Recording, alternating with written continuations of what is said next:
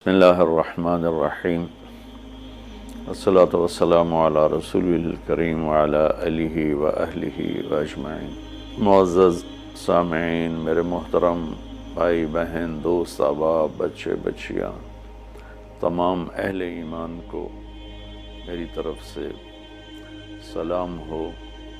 ہمارا نیا سال تو ہجری کے اعتبار سے ہوتا ہے تو وہ محرم ہو گیا ہے۔ ہر آنے والا سال ہماری زندگی کا بہت بڑا حصہ ہم سے چھین کے لے جاتا ہے اور ہم بے بس ہو کر اسے دیکھتے ہی رہ جاتے ہیں۔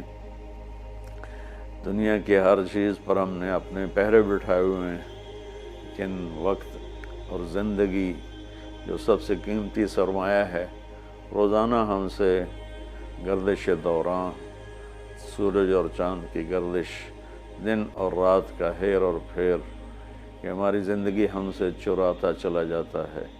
اللہ کا غیبی نظام ہماری زندگی سے ٹائم کو، وقت کو گھٹاتا چلا جاتا ہے، یہاں تک کہ ہر آنے والی وہ موت کو گلے لگا کر اللہ کے پاس پہنچ جاتا ہے۔ تو نئے سال کے حوالے سے دو باتیں کرنی تھی۔ واقعہ کربلا کے حوالے سے تو میرے کلپ کافی چل رہے ہیں۔ ایک حدیث پہلے سناؤں گا، اس کے بعد دو حدیثیں اور بس۔ میرے نبی نے ارشاد فرمایا کہ علموا اولادکم القرآن و محبتی و محبت اہل بیتی او کما قال۔ میرے نبی نے فرمایا کہ اپنی اولاد کو تین چیزیں سکھاؤ۔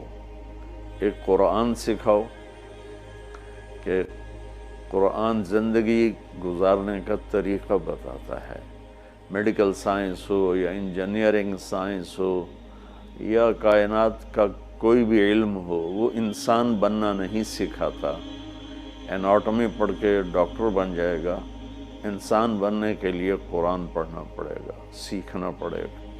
تاجر، سیاستدان، زمیندار، بادشاہ، بیگم، ملکہ، رانی، فقیراً فقیر، امیراً امیر، سب اس چیز کے محتاج ہیں کہ زندگی کیسے گزارنی ہے، اچھی زندگی جس پر اللہ بھی راضی ہو اور ہم بھی سکون سے رہیں، وہ قرآن ہے۔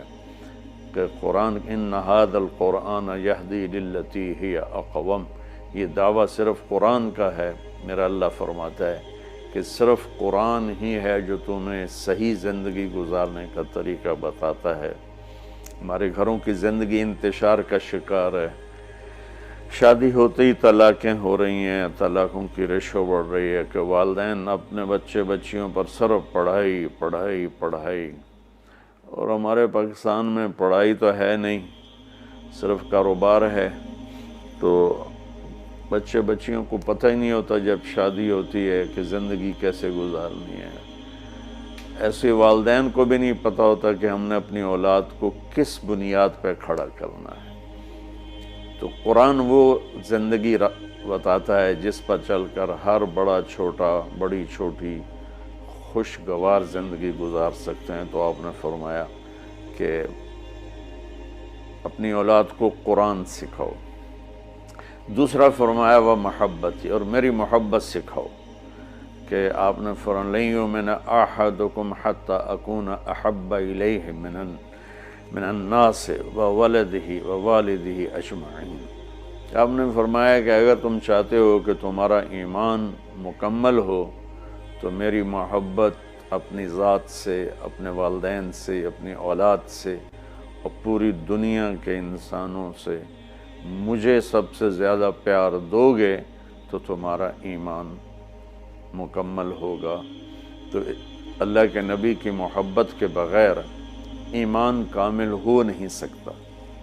اب محبت کا کیا پیمانہ ہے، کیا معیار ہے؟ ایک ہم نے بنائے ہوئے ہیں، مختلف معیار بنائے ہوئے ہیں عشق رسول کے، محبت رسول کے، لیکن میں وہ معیار بتاؤں گا جو نہ میرا بتایا ہوا نہ کسی اور کا، وہ میرے نبی کا بتایا ہوا ہے کہ اللہ کے رسول سے پیار کرنے والے ہوتے کون ہیں۔ تو آپ وضو فرما رہے تھے، صحابہ آپ کے وضو کا پانی نیچے سے یوں بک بھر بھر کے کوئی پی رہا ہے، کوئی منہ تے لا رہا ہے، کوئی ہتھاں تے، کوئی سینے تے۔ تو آپ نے پوچھا ما یحملکم علی ھذا، بھئی یہ کیا کر رہے ہو، کیوں کر رہے ہو؟ کہ حبا للہ ولرسولہ۔ تو صحابہ نے عرض کی یا رسول اللہ آپ اور آپ کے رب کی محبت میں کر رہے ہیں۔ سبحان اللہ۔ تو ہم نے فرمایا کہ میں تمہیں بتاتا ہوں کہ مجھ سے محبت کرنے والا اور اللہ سے محبت کرنے والا کون ہے۔ ایڈا سستا سودا نہیں ہے کہ صرف میرے وضو دا پانی تسی پی لو تے تسی میرے عاشق بن جاؤ، کہ وہ میں تمہیں بتاتا ہوں کہ اللہ اس کے رسول سے محبت کا پیمانہ کیا ہے۔ وہ پیمانہ ہے کہ اگر تم اس پر پورے اتر گئے تو دو طرفہ کام ہو جائے گا، تم اللہ رسول سے پیار کرو گے، اللہ رسول تم سے پیار کریں گے۔ تو ہم نے فرمایا فَلْيَصْدُقِ الْحَدِيثَ إِذَا حَدَّثَ، جو مجھ سے اور میرے رب سے پیار کرتا ہے اس کی پہلی نشانی یہ ہے کہ وہ ہمیشہ سچ بولتا ہے، کبھی جھوٹ نہیں بولتا۔ اس پیمانے پہ پاکستان کے 22 کروڑ انسانوں کو تولو تو چند ہزار ہی نکلیں گے، ورنہ میرے ملک پہ جھوٹ کی لعنت چھائی ہوئی ہے۔ فَلْيُؤَدِّ الْأَمَانَةَ إِذَا اؤْتُمِنَ، جو مجھ سے اور میرے اللہ سے پیار کرتا ہے وہ کبھی کسی کو دھوکہ نہیں دیتا، ہمیشہ دیانتداری سے کام کرتا ہے، دیانتداری سے ہر ڈیل کرتا ہے۔ اس پر تولیں تو پورے پاکستان کے بازار، تجارت، سیاست، ذمہ دارہ، لین دین دھوکہ ہی دھوکہ ہے، فراڈ ہی فراڈ ہے۔ اس میں بھی چند سو ہی نکلیں گے جن کو اللہ رسول کے محبت کی گارنٹی ملے گی۔ تیسرا فرمایا فَلْيُحْسِنْ جِوَارَ مَنْ جَاوَرَهُ، جو اللہ اس کے رسول سے پیار کرتا ہے وہ ہمیشہ پڑوسیوں کے ساتھ اچھا سلوک کرتا ہے، چاہے وہ مسلم ہوں، نان مسلم ہوں، چاہے وہ اپنے ہوں، غیر ہوں، اچھے لگتے ہوں، برے لگتے ہوں، وہ ہمیں برا سمجھتے ہوں، لیکن اللہ اس کے رسول سے پیار کرنے والے کی تیسری نشانی یہ ہے کہ وہ اپنے پڑوسیوں کے ساتھ اچھا سلوک کرتا ہے۔ یک طرفہ وہ تا کر دے نہیں، اسی کیوں کریے، انہوں نے سانو کدی سلام نہیں کیتا، اسی کیوں سلام کریے، وہ سانو کدی پوچھن نہیں آئے، اسی کیوں پوچھن جاویے۔ یہ عشق رسول کے دعوے دار تو ہو سکتے ہیں، اللہ کی بارگاہ میں ان کی کوئی گارنٹی نہیں ہے، یہ خارج ہیں۔ یہ بھی ہمارا سارا معاشرہ میں دیکھتا ہوں تو انتقامی معاشرہ ہے۔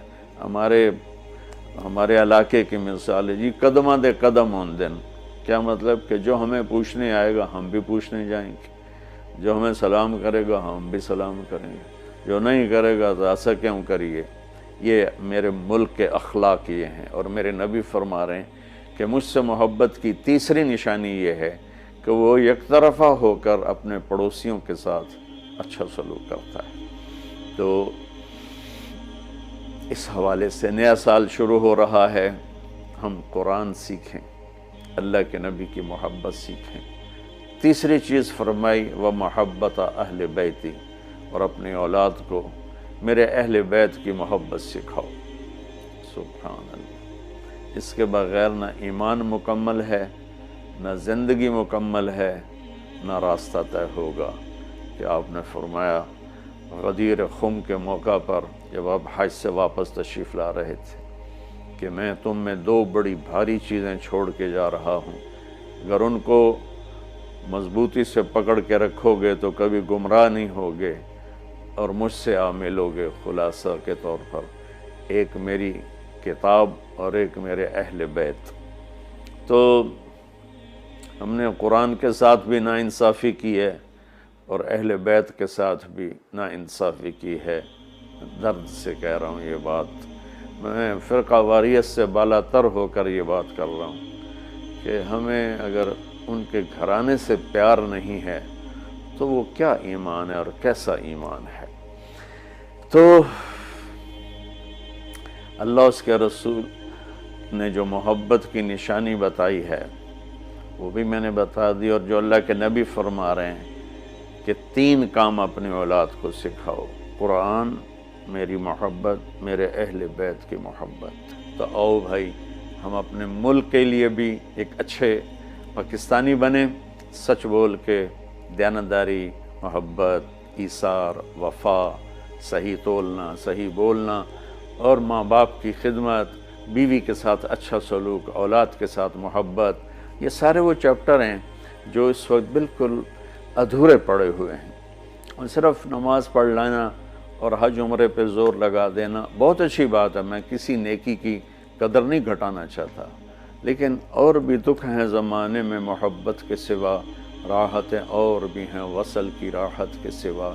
اسلام تو ایک زندگی ہے، یہ تو چند مختصر عبادات پوری زندگی پر تو نہیں ہے نا۔ اس لیے میری فریاد سنو اللہ کے واسطے، علماء سے بھی کہتا ہوں، خطیبوں سے بھی کہتا ہوں، اپنا مسلک پیش نہ کرو، اسلام پیش کرو۔ اسلام ایسی خوبصورت زندگی ہے کہ اس کا خریدار آپ کو ہر انسان بنے گا۔ آپ سن لیں گے تو آپ کا احسان ہوگا، اب کر لیں گے تو آپ کی دنیا بھی بنے گی، آخرت بھی بنے گی، ورنہ فقیرانہ آئے صدا کر چلے، میاں خوش رہو ہم دعا کر چلے۔ وہ جو گیت تم نے سنا نہیں، میری عمر بھر کا ریاض تھا، میرے درد کی تھی وہ داستاں جسے تم ہنسی میں اڑا گئے۔